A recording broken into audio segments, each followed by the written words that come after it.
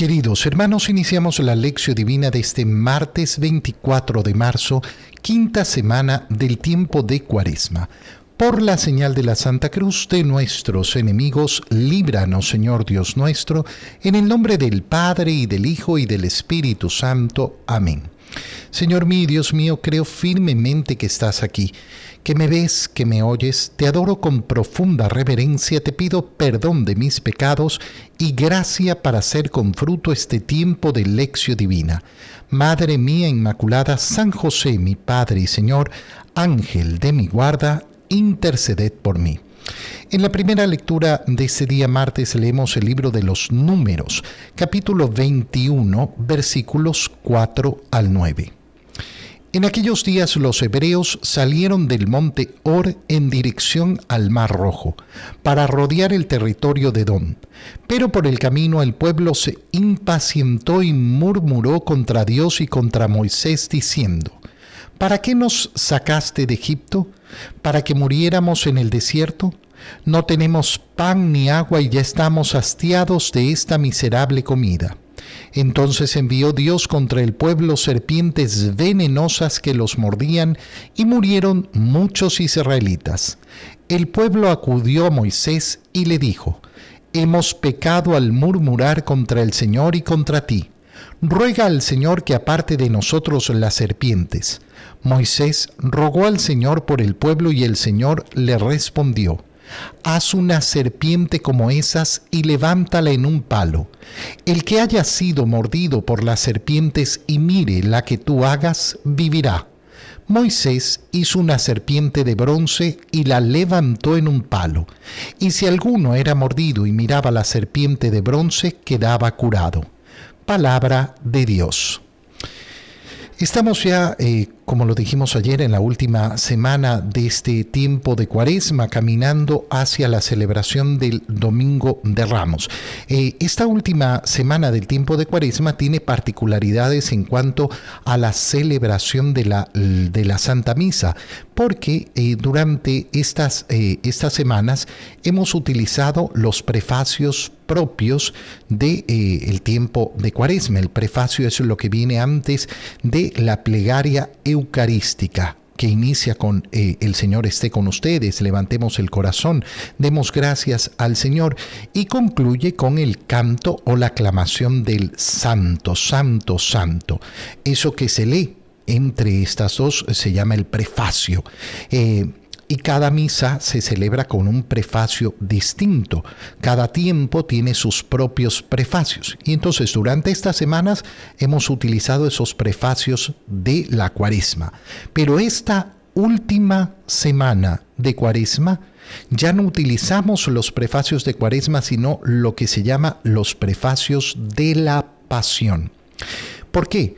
Porque estamos ya en la última semana de Cuaresma intensificando nuestra mirada hacia la pasión de nuestro Señor. De hecho, este domingo es el único domingo en el año, el Domingo de Ramos, que leemos en misa de domingo la pasión del Señor. La volveremos a leer el Viernes Santo, pero como domingo, como celebración dominical, y lógicamente como celebración que es de precepto obligatoria para todos los católicos, es el Domingo de Ramos el que leemos la Pasión. ¿Por qué hago esta introducción? Porque la lectura que acabamos de hacer del libro de los Números nos tiene que llevar a contemplar la pasión del Señor, la cruz del Señor, la muerte de Cristo en la cruz, justamente en la clave redentora y salvadora que hemos leído en el libro de los Números. ¿A qué me refiero? Fíjate bien cómo estamos ubicados en el tiempo en que el pueblo de Israel ha sido liberado de Egipto. Están en el monte Hor y avanzan en dirección al Mar Rojo para rodear el territorio de Edom. Pero entonces el pueblo se pone a murmurar contra Dios y contra Moisés. ¿Para qué nos sacaste de Egipto? ¿Acaso es para que muriéramos en el desierto? ¿Por qué? Porque no tenemos agua y ya estamos hastiados de esta miserable comida. Dios envía como castigo al pueblo serpientes venenosas y se nos dice que mordían a los israelitas y murieron muchos de ellos. El pueblo se da cuenta, hace un examen de conciencia y se da cuenta del mal que ha hecho, de esa murmuración que ha hecho en contra de Dios, de esa queja que ha levantado en contra de Dios, siendo que era una queja falsa. Y entonces, aquí la clave. ¿De qué quieren ser salvados en este momento? Quieren ser salvados de las serpientes que los están mordiendo, que los están haciendo morir. ¿Cuál es el remedio que Dios ofrece ante este mal? El mal de las serpientes. Bueno, le dice a Moisés, haz una serpiente como esas y levántala en un palo. Moisés hizo una serpiente de bronce y la levantó en un palo. El que sea mordido por una serpiente, que entonces vaya y mire a la serpiente de bronce para quedar curado, para sanar. Fíjate qué tremendo, ¿por qué? Porque lo último que yo esperaría escuchar posiblemente como cura ante la mordida de las serpientes es haz una serpiente.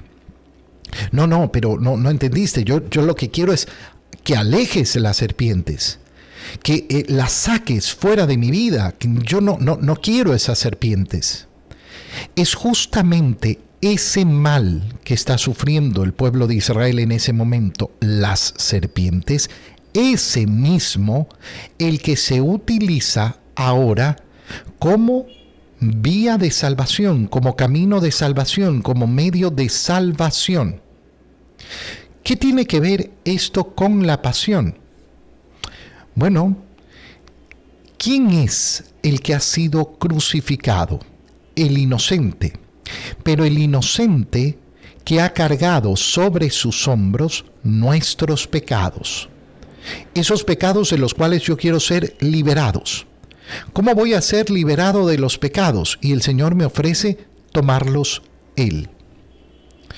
¿Cuál es la consecuencia más terrible de los pecados? La consecuencia más terrible de los pecados es la muerte. ¿Y qué es lo que usa como medio de salvación de esa muerte que es consecuencia del pecado? Utiliza la misma muerte. Es decir, el Señor, para rescatarnos de la muerte, ha muerto Él mismo en la cruz. Y ha vencido a la muerte resucitando. Pero justamente a través de la misma muerte. Yo quiero ser liberado del dolor, yo quiero ser liberado del sufrimiento, yo quiero ser liberado del pecado, yo quiero ser liberado de la muerte, y el Señor ha escogido como medio de salvación exactamente eso, el mismo dolor, el mismo sufrimiento, la misma muerte. Este es el modo en que Dios ha querido salvarnos. Este es el modo en el que Dios ha querido ofrecernos su salvación, no quitando del camino ni el sufrimiento, ni el dolor, ni la muerte, sino utilizando eso mismo. ¿Cuál es la clave para utilizar eso mismo que era el mal? Ofreciéndolo al Señor, ofreciéndolo al Padre. Jesucristo ha convertido su dolor, su sufrimiento, su cruz, su muerte en medio de salvación para nosotros, ofreciéndolo al Padre. Esto es tan hermoso. ¿Por qué? Porque nos muestra cómo efectivamente no es la realidad la que ha venido a cambiar el Señor. La realidad sigue siendo la misma. La liberación que nos ofrece es una liberación mucho más profunda. ¿Por qué? Porque me da los medios para poder salir adelante y llegar a la salvación en medio de la misma realidad. En medio de la misma realidad. Piensa, hubiera sido tal vez más fácil hacer desaparecer a las serpientes del desierto. Pero el Señor no ha querido hacer desaparecer a las serpientes. Todavía van a tener que ser mordidos por ellas. pero les da a través de una misma serpiente la sanación. El Señor no ha querido quitarnos ni el dolor, ni el sufrimiento, ni la muerte, pero ha convertido el dolor, el sufrimiento, la muerte, la pasión en el medio de nuestra salvación, para que cada uno de nosotros tome la decisión de qué es lo que queremos hacer con nuestra vida, si queremos ofrecer o no al Señor nuestro dolor, nuestro sufrimiento, nuestra muerte para conseguir la salvación. En el Evangelio, leemos el Evangelio de San Juan, capítulo 8, versículos 21 al 30. En aquel tiempo Jesús dijo a los judíos: Yo me voy y ustedes me buscarán, pero morirán en su pecado. A donde yo voy, ustedes no pueden venir. Dijeron entonces los judíos: ¿Estará pensando en suicidarse y por eso nos dice: a donde yo voy, ustedes no pueden venir? Pero Jesús añadió: Ustedes son de aquí abajo, y yo soy de allá arriba. Ustedes son de este mundo, yo no soy de este mundo. Se lo acabo de decir, morirán en sus pecados, porque si no creen que yo soy, morirán en sus pecados. Los judíos le preguntaron: Entonces, ¿quién eres tú? Jesús les respondió: Precisamente eso que les estoy diciendo. Mucho es lo que tengo que decir de ustedes y mucho que condenar. El que me ha enviado es veraz y lo que yo le he oído decir a él es lo que digo al mundo. Ellos no comprendieron que hablaba del Padre. Jesús prosiguió: Cuando hayan levantado al Hijo del Hombre, entonces conocerán que soy yo, y que no hago nada por mi cuenta. Lo que el Padre me enseñó, eso digo. El que me envió está conmigo y no me ha dejado solo, porque yo hago siempre lo que a él le agrada. Después de decir estas palabras, muchos creyeron en él. Palabra del Señor. Esta conversación que tiene Jesús con los judíos es una conversación sumamente profunda. Primero, anunciando su pasión, anunciando el fin de su vida terrenal. Yo me voy y ustedes me buscarán, pero morirán en su pecado porque a donde yo voy, ustedes no pueden venir. Los judíos entienden que habla de la muerte y efectivamente está hablando de la muerte, pero piensan que está hablando de un suicidio, de la idea de suicidarse. Y por eso plantean esta posibilidad. ¿Acaso este quiere suicidarse porque nos dice que a donde va no podemos ir? Pero entonces viene una afirmación mucho más grande y mucho más profunda, porque a pesar de que el Señor está anunciando su muerte, efectivamente, no han entendido la vida que hay en Él. Ustedes son de aquí abajo y yo soy de allá arriba. Fíjate cómo el Señor está declarando así su divinidad. Ustedes son de este mundo, yo no soy de este mundo. Por eso les digo que morirán en sus pecados, porque si no creen que yo soy, morirán en sus pecados. Ese yo soy no es simplemente, yo soy el que soy. No. Cuando Jesús pronuncia estas palabras y las vemos en los evangelios, lo que está utilizando es aquella forma que Dios le dio a Moisés para darse a conocer. Yo soy el que soy, Yahvé. Ese nombre que los judíos no podían pronunciar. No es que no podían por prohibición de Dios, sino porque habían llevado a extremo el mandamiento del Señor de no tomar el nombre de Dios en vano. Pero cuando Moisés le ha preguntado al Señor en el episodio de la zarza ardiendo, yo voy donde los israelitas y les digo, me envía el Dios de vuestros padres, el Dios de Abraham, el Dios de Isaac, el Dios de Jacob, ellos me van a preguntar, bueno, ¿qué Dios? Y la respuesta es, ante la pregunta de su nombre, es esta: yo soy. Por tanto, ¿qué es lo que tenemos en el Evangelio? Tenemos con claridad cómo el Señor está declarando ser Dios. Ser Dios. Y entonces le preguntan, pero entonces, ¿quién eres tú? Pero si se los acaba de decir, y eso es lo que les responde Jesús. Eso que les estoy diciendo, lo que les acabo de decir, yo soy Dios. Mucho es lo que tengo que decir de ustedes y mucho que condenar. El que me ha enviado es veraz y lo que yo le he oído decir a él es lo que digo al mundo. ¿Qué es lo que está diciendo el Señor? Que aquellas palabras que está pronunciando son verdaderas. ¿Por qué? Porque provienen del Padre. Pero ellos no entendieron que hablaba del Padre. Y aquí entramos en la parte más profunda del Evangelio y que hace conexión con la primera lectura. ¿Por qué? Porque el Señor continúa hablando y dice, cuando hayan levantado al Hijo del Hombre. ¿Qué fue lo que leímos en la primera lectura? Leímos cómo a raíz de esa murmuración de los israelitas, vienen serpientes a morderlos y murieron muchos.